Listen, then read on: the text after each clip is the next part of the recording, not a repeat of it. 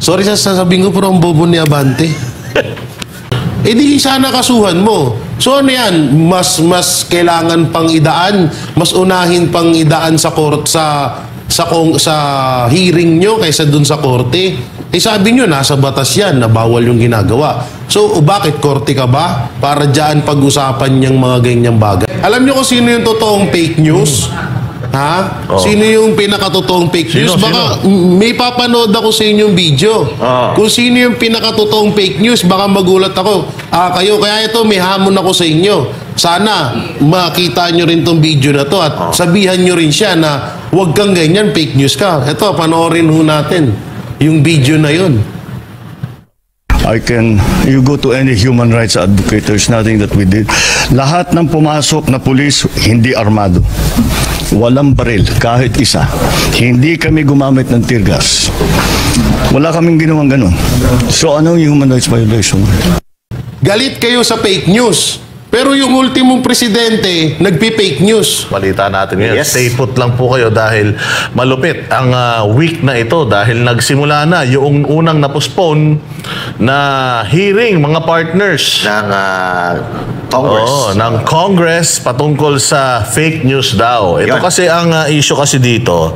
Itong si Congressman Dan Fernandez at ito pong si Barbers ay naglabas ng kanilang mga privilege speeches. Ito si Barbers, ang kanyang privilege speech, hihinto daw ang ang proliferation ng fake news at ito daw mga vloggers na pinopondohan ng mga pogo, kaya tinawag na pogo vloggers at saka narco vloggers. So yun daw yung kanilang mga ipapatawag sa Kongreso. Yes. Tapos biglang may lumabas na mga pangalan, mga YouTube channels sa media. Although ako kasi wala akong natanggap na invitation. Yan. So syempre ako, personally, hindi ko yung honor yung nakita ko lang sa tabloid, nakita ko lang sa dyaryo. Kasi hindi ko natanggap yung eksaktong yung eksaktong invitation. Correct. Same goes with Banatbay, with yung si MJ Monder kasi nakita natin yung mga pangalan natin doon. And karamihan doon sa mga sa mga pangalan ng mga nandoon ay hindi rin sila naka-receive. Pero dahil nga nakita nila yung kanilang mga pangalan doon, nag-email sila sa Congress at nagsabi sila ng kanilang mga reason why hindi sila a-attend. Again ito po ay invitation. Hindi pa yan talagang subpina na matatawag natin. Kasi gagawin kayong resource person para makakalap sila ng mga idea kung paano sila lilikha ng batas para masugpo ang fake news. Tama yan, partner. Well, napakasakit kasing matag ka. Hindi nga lang fake news peddler ang tagging sa'yo. Mantakin mo. Narco vlogger at saka pogo vlogger. So, ito, tayong banateros, lahat ng sugal, kinukundina natin yan. Pinananawagan natin sa lahat. Binabanatan natin yung mga artistang nagpo-promote ng sugal. Yung mga vloggers. Sabi nga natin, okay yung pogo, tanggalin yan, pero dapat hindi natin palitan ng bagong sugal na tayo bibiktimahin. Correct. So galit tayo sa sugal. Pangalawa, hindi tayo pwede maging narco vloggers. Kasi gustong-gusto nga natin yung war on drugs ni PRRD. Hindi ba? Yung mga binabanatan ngayon sa Quadcom. Kaya nga tayo galit na galit sila sa atin dahil tayo daw ay critical sa Quadcom. Yung Quadcom binabanatan yung war on drugs. So paano yung mga narco ang magpopondo sa mga vloggers? Yes. At saka sabi ko nga sa inyo, when you are funded by a narco, malamang addict ka din. Kaya nga 'di ba naghahamon nga tayo ng drug test. Drug test tayo lahat. 'Di ba? Hinahamon nga natin ng drug test yung ating pinakamamahal na pangulo. Na hanggang ngayon Wala pa. Itong mga congressman na mga best friends natin, wala pa rin. Hindi ba? So ngayon, ito ang pinakamasaklap sa lahat. Nag-i-invite pa lang po sila ng mga resource persons at may mga reason naman yung mga resource person na hindi umattend. Pero bakit? Si Attorney Trixie Cruz, papadisbar. Papadisbar na. Dahil lang yung kanyang reasoning. Kasi ang kay Attorney Trixie Cruz is kino-question ko nga yung legality nitong nitong invitation sa akin eh. Bakit dahil doon madidisbar ako eh. Kino-question ko pa nga lang. Sasagutin nyo lang naman eh yung question ko eh kung bakit ako kailangan umattend diyan. Same goes with yung ibang mga vloggers natin. Itong mainit ngayon na kasama nating mag-vlog ito ay pabor talaga to sa mga Duterte eh, si Joey. Joey Diviv. Itong si Joey, ang nakalagay doon sa kanyang liham doon sa kamera eh wala naman akong, una sa lahat, hindi naman ako narco-vlogger, hindi naman ako pogo-vlogger. So, kung iimbestigahan nyo yung mga narco-vloggers, pogo-vloggers, wala rin naman akong kilala na vlogger na pinupondohan ng mga yan. Therefore, wala akong mako-contribute. At saka sayang naman yung panahon, alam ko naman busy kayo, tsaka sayang din yung pera ng taong bayan na masasayang lang na pupunta ako dyan, wala naman akong maitutulong. So, yun yung kanyang reason na hindi ko magets ba't hindi nila naintindihan. Siguro dahil sa galit. Yes. Pero itong pinakamasaklap, partner, oo, na medyo na-disappoint ako kasi Alin dito? medyo marami na ngang pagkakamali na nakikita tayo. Itong si Abante, si Congressman Abante, dinagdagan niya pa. Nako. Mantakin mo, ang huling-huli dito mga partner sa kanyang statement kanina na parang he just wants to get back at Joey dahil si Joey minura daw siya. Akala ko ba fake news ang pinag-aawayan natin dito? Bakit ang kinasasama ng loob ninyo is yung minumura kayo? Hindi ba? May sinabi ang Korte Suprema na kung kayo ay nasa posisyon, hindi kayo dapat balat sibuyas. Correct. Kung minumura kayo, hindi masaya ang taong bayan dahil hindi sila masaya sa ninyo o hindi sila masaya sa performance ninyo, hindi tanggapin ninyo yung mga batikos na yan. Yes. Lumabas sa kanyang bibig mismo, partner, bago ko ipasa sa inyo, na hindi ko kailangan, nung inisa-isa nila yung kanyang reason, hindi ko kailangan ng kaalaman mo. Knowledge, okay. O, ang kailangan ko, sagutin mo itong mga paratang mo sa akin. O, teka, ang nasa letter Yung pong reply ni Joey is based doon sa letter na natanggap niya na nire-request yung kanyang expertise sa issue na ito. Therefore, hindi naman pala ito tungkol sa nalalaman ng vlogger or pwede na lang makuha ang information sa vlogger. Personalan, lumalabas na personalan po itong nangyayaring ito. Nakita natin ang pinaggagawa ninyo sa mga general, doon sa mga opisyal, iba pang mga opisyalis ng gobyerno, binastos nyo pa nga si PRD dyan, binastos nyo pa nga si VP Sara dyan.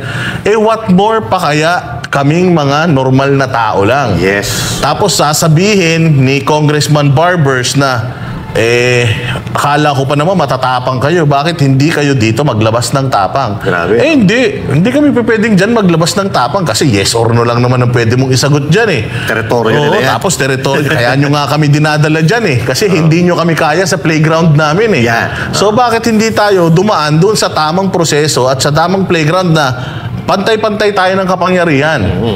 Kaya dinala natin sa kinauukulan. Korte. Kaya tumungo tayo sa Korte Suprema dahil feeling talaga namin, and we are representing all vloggers na nagsasalita sa mga nangyayaring kabulastugan sa bayan natin, mga nangyayaring hindi maganda na nagko-komentaryo, talagang luging-lugi talaga tayo rito.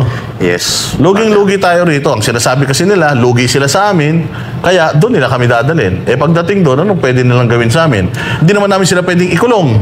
Yes. Ang kaya lang naman namin gawin sa mga vlogs natin, anuhin sila, sitahin sila. Batikusin. By the way, sa mga congressman, ako po, ang pag-vlog ko nakabase sa balita ng mainstream media. Pare-parehas tayo dyan. So hindi mo pwedeng sabihin na yung ibinabalita ko ay kasinungalingan. Kasi galing yan sa mainstream media.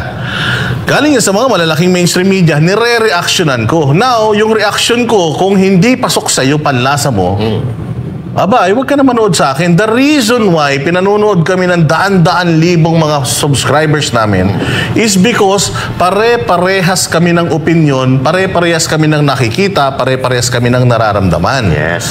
At marami ding mga bashers natin. Sa totoo lang, kung nasasaktan kayo sa mga pangbabash sa inyo or sa mga pagpapansin sa inyo, pwede po kayong hindi na maging mga kongresista, mayor, gobernador, presidente, vice president. Huwag na po kayong tumakbo sa politika. Yan. Kasi Maganda. kapag po kayo ay politiko, talagang hindi nyo kayang i-please lahat. At hindi nyo po kayang kontrolin ang isip ng mga Pilipino. Yan. Majority, pwedeng ayon sa inyo, pero meron pong hindi natutuwa sa ginagawa ninyo. And being the representative of the people, dapat po kayo ang nagiging boses namin dyan. Nire-represent nyo ako. Masama ang performance nyo sa akin. So anong gagawin ninyo? Dapat abutin ninyo yung constituents ninyo. Para wala kayong marinig. Yes, at sagutin ninyo yung kanilang mga hinanaing. Yan. Oh, hindi naman magrereklamo ang tao kung walang nakikitang mali. Correct. Oo, hindi ba? So, partner. Sa akin, buti na lang hindi kayo nagpadala ng letter, no? Kasi yung iba doon, kahit hindi nakatanggap ata ng invitation, nagpadala ng letter nung nakita nila yung pangalan nila doon. So, nung natanggap yung letter, so, ang gagawin nila doon, ipapatawag na sila ngayon. Isusumpi na. Which is maling-mali. At hindi po yun ang proseso ng pagsusumpina. Dapat 2 o 3 imbitasyon muna ang pagdadaanan bago mo ipasumpina ang resource person na ipinapatawag mo. Ang nakakalungkot nga dito, mga partners, dahil talagang kitang-kita na natin kung paano talaga nila lapastangan, kung paano nila ginagamit ang kapangyarihan para pagtripan itong mga gusto nilang pagtripan. Ako, natutuwa ako dahil wala tayong mga kasama na mga vloggers na nagpunta doon kanina. Hindi naman yun sa pagiging karuwagan. Ang katapangan ay inilulugar. Kung alam mo na ikaw ay lulusong sa kumunoy, ay hindi mo gagawin yun. Hindi mo papahamak sa sarili mo. Lions den, partner eh. Lions den. Yeah. Diba? Susugod ka sa lugar na nandoon lahat ng galit na mga leon. Correct. Sasagpangin ka eh. Correct. Pupunta ka pa ba? Hindi ka na pupunta. Hindi ka pupunta sa isang lawa or sa isang ilog na punong-puno ng buhaya. Hindi mo ipapahamak ang sarili mo. Hindi yun karuwagan katulad ng sinasabi ni Congressman Barbers. Congressman Barbers, lagi mong sinasabi yan ng mga duwag matatapang. Kayo matatapang kayo dahil nandiyan kayo sa posisyon ninyo eh. Kung pare-parehas tayo ng kalagayan, sa tingin nyo, magagawa nyo yung mga sinasabi nyo? Sabi nga na itong mga kapatid ko kung pantay-pantay ang laban, hindi namin kayo atrasan. Doon lang tayo sa tama. Dahil yun naman inuutos ng batas Lahat dapat ng kilos ninyo, lalo-lalo na kayo ng mambabatas, ay iniaayon sa batas. Pero yung batas na hawak nyo ngayon, ginagamit nyo, yung kapangyarihan nyo, para paluhurin sa inyo yung mga kritiko ninyo. Mag-i-eleksyon, no? May mga naririnig-rinig tayo kung ano talaga yung mga binabalak, no? And good thing na walang nagpunta dyan na vloggers. At wala pong natatakot sa inyo. Wala pong natatakot sa inyo dahil wala pong ginagawang masasama itong mga kasama namin yung mga vloggers. Fake news? Fake news po ang number 1 na hate namin. Kaya kami nagbablog dahil meron kaming nakikita, kaya kami nagsasalita dahil may nakikita kaming mali, meron kaming nakikitang dapat ayusin. Yun po yun. Walang labis, walang kulang. Pero kung kikitilin ninyo ang karapatan namin na nandyan naman nakasulat sa Saligang Batas ng Pilipinas, hindi ho tama yun. Mga kababayan, nakita natin kanina kung paano nagsama-sama ang matatapang natin na mga kapatid na vloggers. Inaamin namin na ang Banateros ay hindi matatalino, hindi kasing talino ng iba. Pero makakaasa kayo na yung prinsipyo, yung prinsipyong pinaninindigan namin, tatayuan namin yan kahit saan tayo magpunta. At yung talino ng mga kasama natin at prinsipyo namin, tapang namin, pag pinagsama-sama, walang makakatibag sa atin. Sama-sama tayong ipaglaban ang ating karapatan. Huwag tayong papatiklop, huwag tayong titiklop dito sa mga gusto magpatiklop para mapagtakpan ang kanilang mga katiwalian at ginagawa nilang kasalanan sa atin at sa sambayan ng Pilipino. Partner J. Hindi, maikli lang. Bago ko ibigay kay partner. Partner J. Sinasabi pa nila kasi dito, mga partners, yung ang laki ng mga kumikita dahil sa pagkakalat ng fake news. Sa totoo lang po, kung kami kakampi sa inyo, mas malaki kikitain namin. Correct. Oo. O, mas kikita talaga kami ng malaki. Kasi, napansin, di ba, may mga umami ng mga vloggers na highest paid sila. Highest. Tumatanggap sila ng 6 digits. Mula kanino? Alam nyo na. Taxpayers money po yan.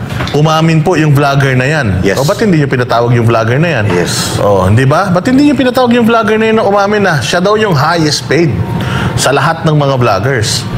You're talking about troll farms? Tingnan ninyo yung mga nagko-comment sa mga Facebook posts ninyo. Puros mga ibang lahi, zero followers. Tsaka mga bago. Bagong mga accounts. Wala pong ganyan. Pagka tinignan nyo po yung mga postings natin at pati yung mga postings ng mga Duterte vloggers, talagang matitinong mga tao yan. Tsaka, Legit. Ito lang po ang gusto kong sabihin sa lahat ng mga kongresista natin.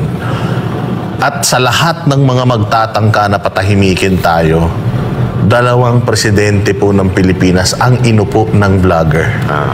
Nanalo po si PRRD dahil sa mga vlogger. Ipinaglaban po ng mga vloggers si PRD. Yung mga sarili pa kaya namin. Correct. Kung yung ibang tao nga pinaglalaban namin, yung mga sarili pa kaya namin, hindi kami papayag, mga sir. Hindi kami papayag na babuy-babuyin nyo lang kami dyan. Na kung ayaw nyo po, again kung ayaw po ninyo, na kayo po ay napupulaan, nasisilip yung inyong mga trabaho, madali lang po yan. Huwag na kayong magsitakbo, magtanim kayo ng kamote. Kung gusto nyo, mag-vlogger na din kayo, walang problema. Pero hanggat kayo po ay halal ng taong bayan, nasa opisina, at pasahod ng buwis ng taong bayan, hindi nyo po pwedeng igisa sa sariling mantika nila araw-araw, mayat maya yung mga kababayan natin Pilipino. Jay Guevara. Yun. Hindi sinipot. Tuwa-tuwa ka na, walang sumipot Kawawa naman tong mga to. Di sinipot. Ano mo, Jay, akala kasi talaga nila, hindi organized Oo. Kasi, ito ang hindi nila naiintindihan. Hindi naman talaga tayo nag-uusap-usap Correct. Opinion mo. Tayo, grupo tayo. Nag-uusap-usap tayo dahil tayo grupo Pero imagine mo, independent vloggers lahat yan. Kaya yan sila magko-connect kasi nga, magkakaparehas sila ng ng opinion, magkakaparehas sila ng May common denominator. Yes, meron silang common na Common na goal. factor. Oo. So akala talaga nila na labo-labo magsisidating na lang kanya-kanya. Di nila alam na napakatatalino nitong mga to. We are talking about Trixie Cruz Angeles na former PCO. Spokesperson pa. Mga doktor, mga abogado, si Ka Eric Seris, dating kadre, si Kadre. Jason sa dating Batikan na Periodista, columnista. radio announcer, kolumna, lahat na. Sir, mas matagal na po ito sa inyo sa yung serbisyo nyo sa public service. Mas matagal po itong mga ipinatatawag nyo sa inyo. Jay Guevara, diretso mo na. Hindi, dun sa kanina, sorry sasabihin ko, pero ang bobo ni Abante. Alam niyo kung bakit? Sige, iwento mo Hindi nila napansin, binanatan sila ni Abante. Si Fernandez at si Ace Barbers, binanatan siya ni Abante. Alam niyo kung bakit? Paano? In-interview na magkaibang network etong si Fernandez, si Mr. Google, tapos etong si Ace Barber. In-interview sila. Ano daw ang pinaka motibo or ano daw ang pinaka nung hearing na yon? At ang sagot nito, ang purpose, ano daw ang purpose nun? So ang sagot nila is para sa kabataan. Para daw, hindi daw maimpluwensyahan ng mga vlogger yung mga kabataang makakapanood ng mga video ng mga vlogger. Tapos magugulat tayo, sasabihin ni Abante, kaya talagang pinamukha ni Abante na kaya lang nila pinapatawag yung mga vlogger doon dahil binabatikos sila. Kanina, di ba, galit na galit siya kay Joey. Ni Kesyo may pagmura-mura pa siya. Bawal si PRD magmura. Bawal si PRD magmura. Galit na sa nagmumura. Pero hindi daw mura yun, Jay. Ano yun? Mura pala. Hindi daw mura yun. Marami naman daw ibig sabihin yung... Hindi daw mura yun. Hindi daw mura yun. According to him, sabi ko nga, ito ang problema. Nahuli mo na sa bibig, tinatanggi pa. So anong klaseng mga ano yan? Walang anong klaseng mga paninindigan. mambabatas yan? Anong klaseng mga bishop yung mga ganyan? Jay, diretso. Pero ang ano ko dito sa mga congressman na to, alam naman namin na yan ay diversional tactic nyo lang para hindi mapansin na naman yung panibagong issue nyo na kinakaharap papatungkol sa BICAM na dapat yan yung pinag-uusapan nyo ngayon. At ito pa, paano ko nasabing bobo ka, Abante? Ito isipin mo maigi. Ikaw na mismo nagsabi na libelous yung mga pinagsasabi ng mga vlogger. Bakit ayaw nyo kasuhan? Bakit nyo idadaan Yun. sa hearing? Tama, galing mo talaga, Jay. Una-una, yung hearing na yan, ginagastusan yan nang galing sa pera ng bayan. So kung kami at yung mga vlogger, ipapatawag nyo dyan, tapos gagamitin nyo yung pera ng ano, parang nagsasayang lang tayo dito ng pera ng taong bayan. Kung idiretso nyo sa korte yan, Tama. at kasuhan nyo, halimbawa, katulad niyan, minura ka So, may slander. ni Joey or nung vlogger, di sana kasuhan mo. So ano yan, mas kailangan pang idaan, mas unahin pang idaan sa court sa hearing nyo kaysa dun sa korte. Sabi nyo, nasa batas yan na bawal yung ginagawa. So bakit korte ka ba? Para dyan pag-usapan niyang mga ganyang bagay. Tsaka dito, pinamumukha nyo talaga sa taong bayan na hindi to para sa mga kabataan. Para talaga to sa inyo dahil mga balat sibuyas kayo. At ito, alam nyo kung sino totoong... Batang isip. Alam nyo kung sino yung totoong fake news? Ha? Sino yung pinakatotoong fake news? Sino? Baka may papanood ako sa inyong video. Kung sino yung pinakatotoong fake news, baka magulat ako. Kayo, kaya ito, may hamon ako sa inyo. Sana makita nyo rin tong video na to at sabihan nyo rin siya na huwag kang ganyan, fake news ka. Ito, panoorin ho natin yung video na yun. You go to any human rights advocate, there's nothing that we did. Lahat ng pumasok na pulis, hindi armado. Walang baril, kahit isa. Hindi kami gumamit ng tear gas. Wala kaming ginawang ganun. So anong human rights violation? Ano na? Vlogger din yan. Vlogger din yan. Din yan, number one. Kaya dapat ipatawag nila yan. Hindi, eto na lang yan Biruin nyo galit kayo sa fake news. Pero yung ultimong presidente, nagpi-fake news. Saan kayo nakakita na halos sa lahat ng mga vlogger na at lalong-lalo na sa Banateros Brothers, naka-live kami na pumapasok yung mga pulis doon sa KOJC na naka-full battle gear. Tapos sasabihin ng presidente na walang barel, walang pangaharas, walang tear gas. Saan ka nakakita ng naka-live na ini-edit? Kasi ang katwiran nila, ini-edit daw. Paano na-edit? Live yun. Ngayon, ang hamon ko dyan sa mga congressman na yan, try nyo namang sitahin yung pangulo nyo. Huwag ka mo mag-fake news. Nakikita nyo, ayan liwanag yan. At least yan, may katibayan kami na fake news si Bongbong Marcos. Saan nyo nakita saan nyo nakita na totoo yung sinabi niya na pumasok yung mga pulis doon na walang barel?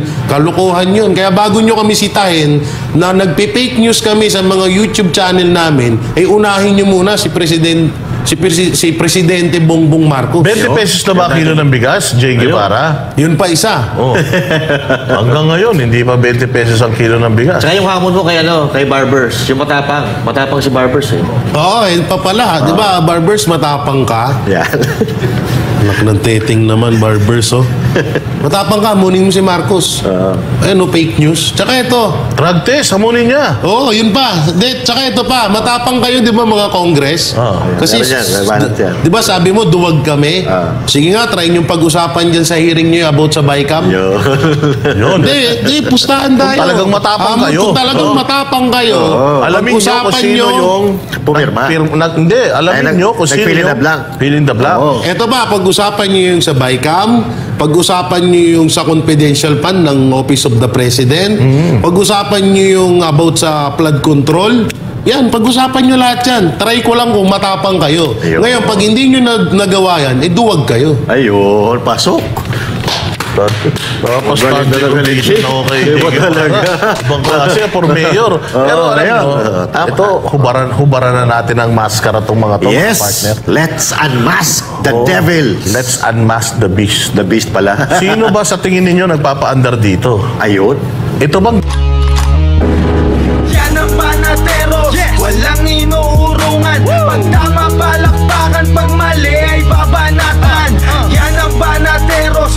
Boses ng ordinaryo Pilipino, Banateros ay walang makakaawan, walang inuurungan, Banateros ay tinutulungan.